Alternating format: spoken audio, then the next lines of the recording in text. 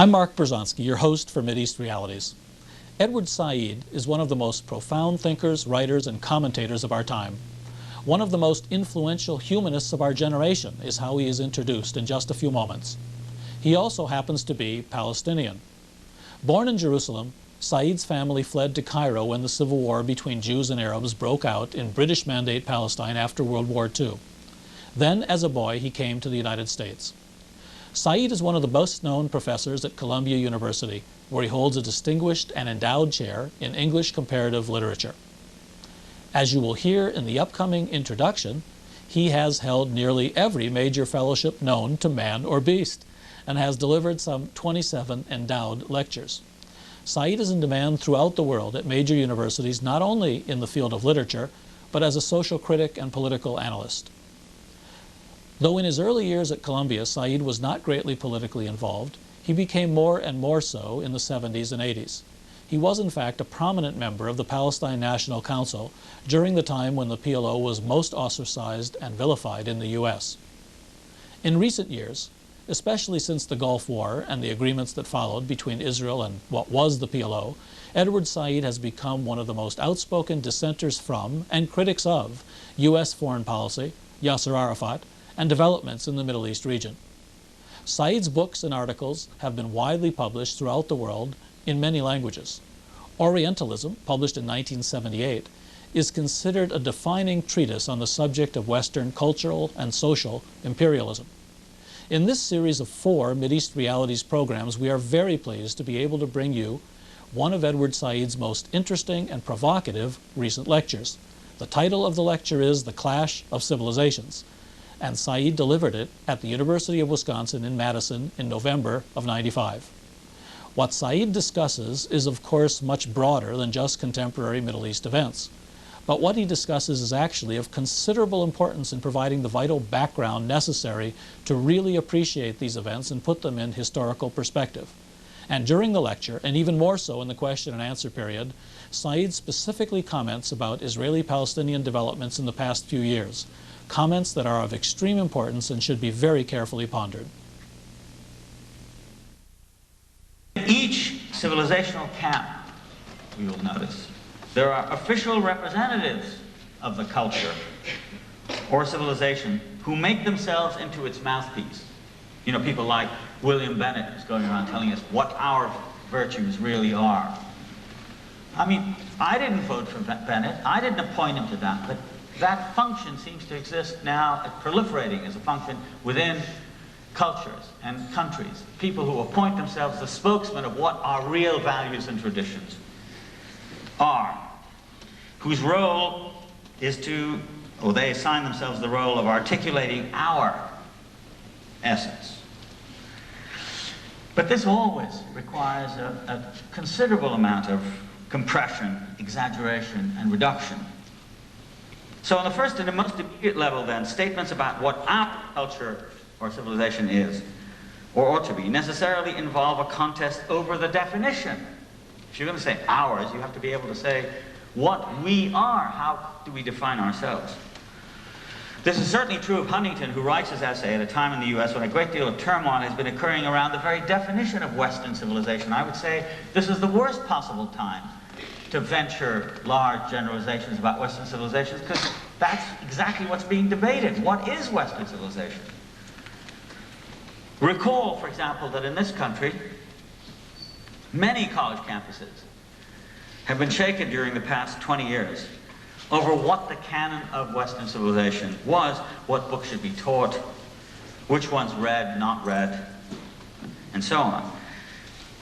Places like Stanford, I'm sure Wisconsin as well, Columbia, every place you can think of, debated the issue not simply as a matter of academic concern, but because the definition of the West and consequently of America were at stake.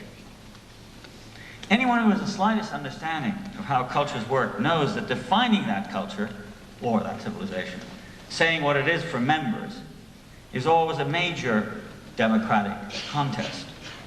There are always canonical authorities to be selected and regularly revised, debated, selected, or dismissed. There are ideas of good and evil, ideas of value to be specified discussed and settled, or not, as the case may be.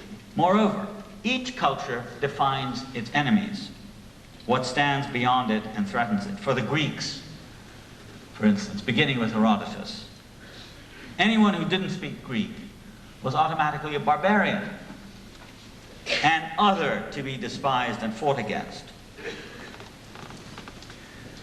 In every society, the official culture is that of priests, academies, and the state. It provides, all of these provide definitions of patriotism, loyalty, boundaries, and belonging. It is this official culture that speaks in the name of the whole, that tries to express the general will, that the general idea, which inclusively holds in the official past, the founding fathers, the texts, the pantheon of heroes and villains, and excludes what is foreign or different or undesirable or inferior. From it come the definitions of what may or may not be said, those prohibitions that are necessary to any culture if it is to have authority. It's also true that in addition to the mainstream or official or canonical culture and civilization, there are always dissenting, and this Huntington has no idea about, there are always dissenting, alternative, unorthodox, heterodox cultures within civilizational camps like Islam or the West or Japan that contain many anti-authoritarian strains in them in competition with the official culture. These can be called the counterculture that Gingrich is always bothering on about without ever showing any sign of understanding it.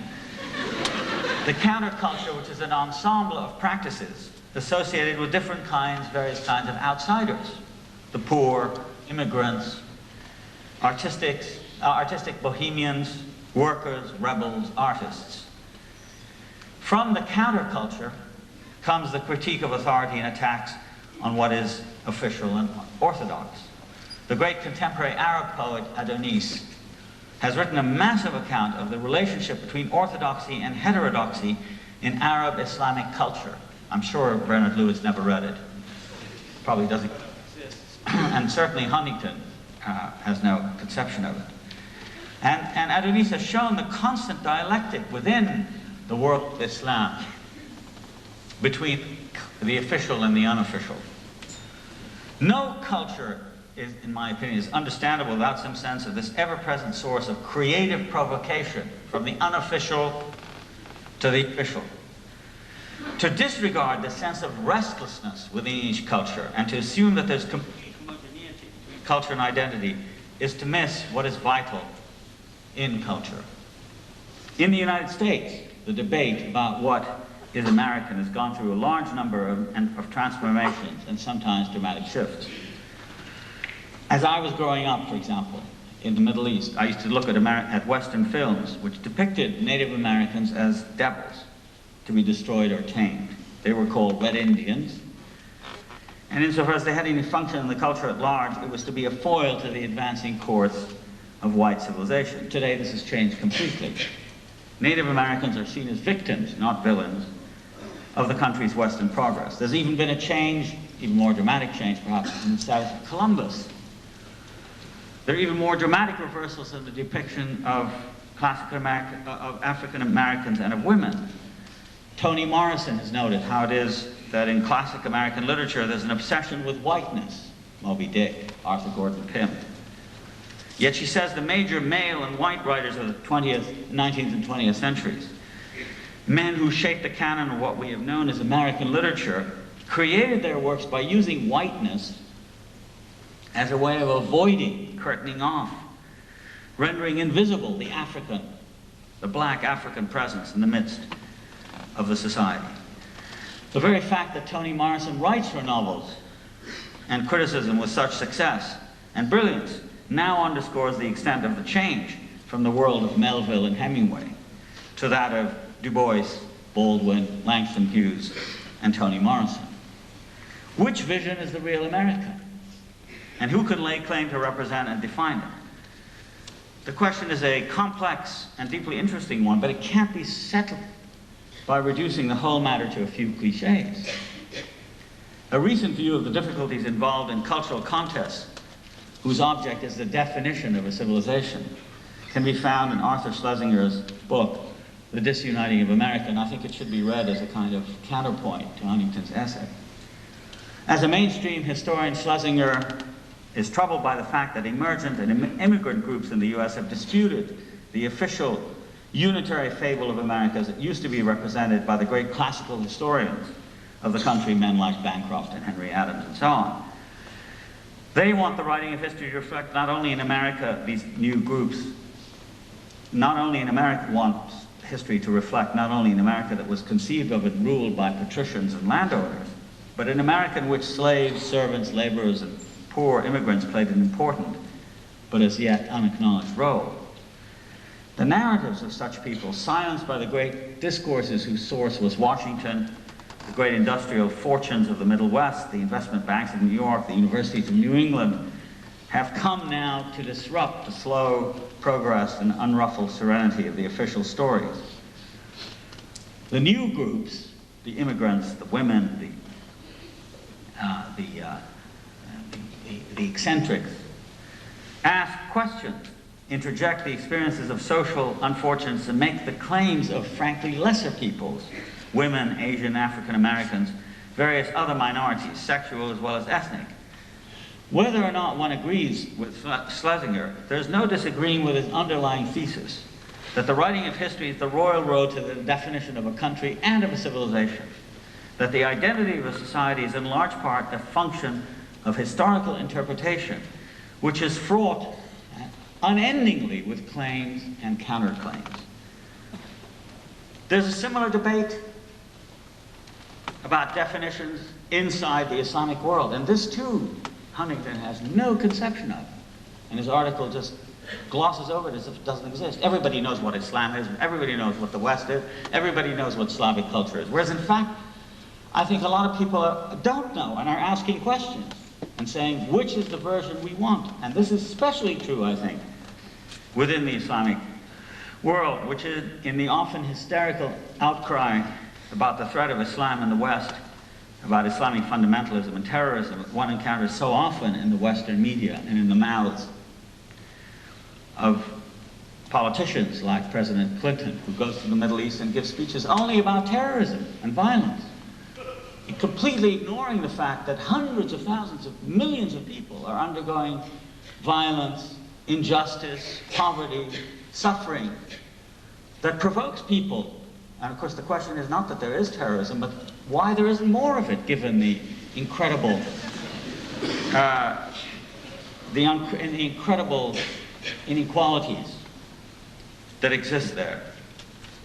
But no, all we pay attention to is is Islamic fundamentalism. And there really is, by the way, I mentioned it earlier, and you laughed, and perhaps one should laugh, but there is something called a fundamentalism project, for which hundreds of thousands of dollars have been appropriated by the American Academy of Arts and Sciences, by the University of Chicago, and so on. All they do is sit around and read these things and say, oh, well, it's terrible, it's fundamentalism, and so on and so forth. But what is forgotten and overlooked is the fact that, like every other major world civilization, Islam contains within it an astonishing variety of currents and countercurrents, most of them undiscerned by tendentious Orientalist scholars for whom Islam is an object of fear and hostility, or by journalists who don't know any of the languages or relevant histories. I met, for example, a journalist who writes for the New York Times, Judith Miller, spent 20 years writing about Islamic fundamentalism in the Arab world, doesn't know a word of Arabic. It's incredible. And people like that are content to rely on persistent stereotypes that have lingered in the West since the 10th century. Very little attention paid, for example, in the official US media to what's going on in Iran today. Iran is in the throes of an enormous debate, stunningly energetic debate about law, freedom, personal responsibility, and tradition, all of it concerning Islam that is simply not covered by Western reporters. And of course, the scholars are worse than the reporters. And if you look at Islam in the Arab world, Far from there being a surge of Islamic fundamentalism, as it's reductively described in the Western media, there is a great deal of secular opposition to it, of which I count myself a member, in the form of various contests over the interpretation of Sunnah in matters of law, personal conduct, political decision-making, and so on. Moreover, what is often forgotten is that movements like Hamas and Islamic Jihad on the West Bank are essentially protest movements that go against the capitulationist politics of the PLO and mobilize the will to resist Israeli occupation practices, the expropriation of land, etc., which still goes on, even though there is this, wonderful peace process that we all feel so good about. So I find it surprising and indeed disquieting that Huntington gives no indication anywhere in his essay that he's aware of these disputes, or that he realizes that the nature and identity of a civilization are never taken as unquestioned axioms by every single member of that civilization. Far from the Cold War being the defining horizon of the past few decades, I would say that it is this extremely widespread attitude of questioning and skepticism towards age-old authorities that characterizes the post-war world in both East and West. Nationalism and decolonization force the issue by bringing whole populations to consider the question of nationality in the era after the white colonists have left. In Algeria, for example, today the site of a bloody contest between Islamists, an aging and discredited government and military, the debate has taken violent forms. But it's a real debate and a fierce contest nonetheless over what is Algeria, what should it be. Having won from the French in 1962, the National Front for the Liberation of Algeria declared itself to be the bearer of a newly liberated Algerian, Arab, and Muslim identity. For the first time in the modern history of Algeria, Arabic became the language of instruction. State socialism became its political creed, non-alignment its foreign affairs position. In the process of conducting itself as a one-party embodiment of all these things, the FLN grew into a massive, atrophied bureaucracy, its economy depleted, its leaders stagnating in the position of an unyielding oligarchy. Opposition arose not only from Muslim clerics and leaders, but from the Berber minority, submerged in the all-purpose discourse of a supposedly single Algerian identity.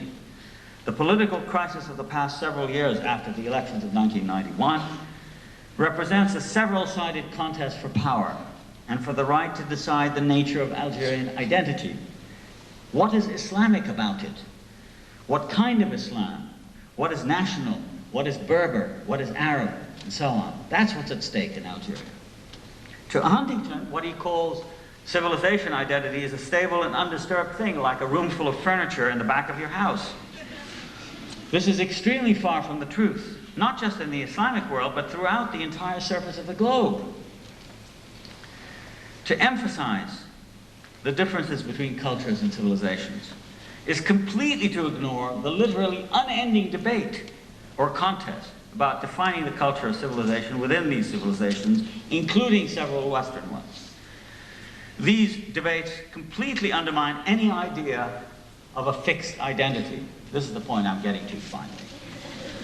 That there is no such thing as a fixed identity which can be subsumed under labels like the West or the Slavs or the Japanese or the Africans, which Huntington considers to be a sort of ontological fact of political existence. You don't have to be an expert on China, Japan, India to know that. This is taking place everywhere. And we know it in our own experience in America. I talked about this a moment ago. Or there's the German case, in which a major debate has been taking place ever since the end of World War II about the nature of German civilization, as to whether Nazism derived logically from its core, or whether it was an aberration. But there's more to the question of identity even than that. In the field of cultural and rhetorical studies, a series of recent advances and discoveries have given us a much clearer insight into not only the contested dynamic nature of cultural identity, but into the extent to which the very idea of identity itself involves fantasy, manipulation, invention, construction. If you look, for example, at Hayden White's book, published during the 1970s, the book was called Meta-History, which is a study of several 19th century historians, Marx, Michelet, Nietzsche, and others. White makes the point, I think, beyond argument, that these historians determined what history was by the kind of figures and language that they use, so that rhetoric determines the vision of history. So that Marx, as he writes, is committed to a poetics of irony, and this produces a particular historical vision. And the point of White's quite brilliant analysis is that he shows us how histories are best understood not according to criteria of realness, but rather as to how their internal rhetorical and discursive strategies work. It is these rather than facts that make the visions of people like Tocqueville or Croce or Marx actually work as a system.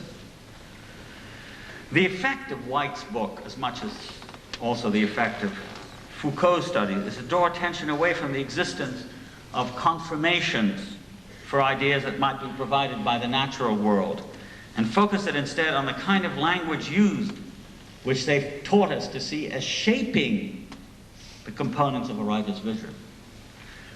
Rather than the idea of clash, for instance, deriving from a real clash in the world, we would then come to see it as deriving instead from the strategies of Huntington's prose and his own interests, which in turn relies on what I would call a managerial poetics, a strategy for assuming the existence of stable, metaphorically defined entities called civilizations, which the writer proceeds quite emotively to manipulate, as in the phrase from Huntington. Listen to this. The crescent-shaped Islamic bloc from the bulge of Africa to Central Asia has bloody borders.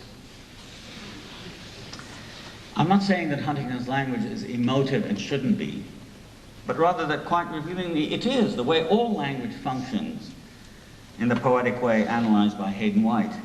What is evident from Huntington's language is the way he uses figurative language to accentuate the difference between our world, normal, acceptable, familiar, logical, and as an especially striking example, the world of Islam with its bloody borders, bulging contours, crescent shape, all that suggests something really deeply disturbing. And that's what he's trying to do, make you afraid. This suggests not so much analysis on Huntington's part, but a series of determinations which create the very clash he seems in his essay to be discovering and pointing to. Too much attention paid to managing and clarifying the clash of cultures obliterates the fact of a great, often silent exchange and dialogue between them.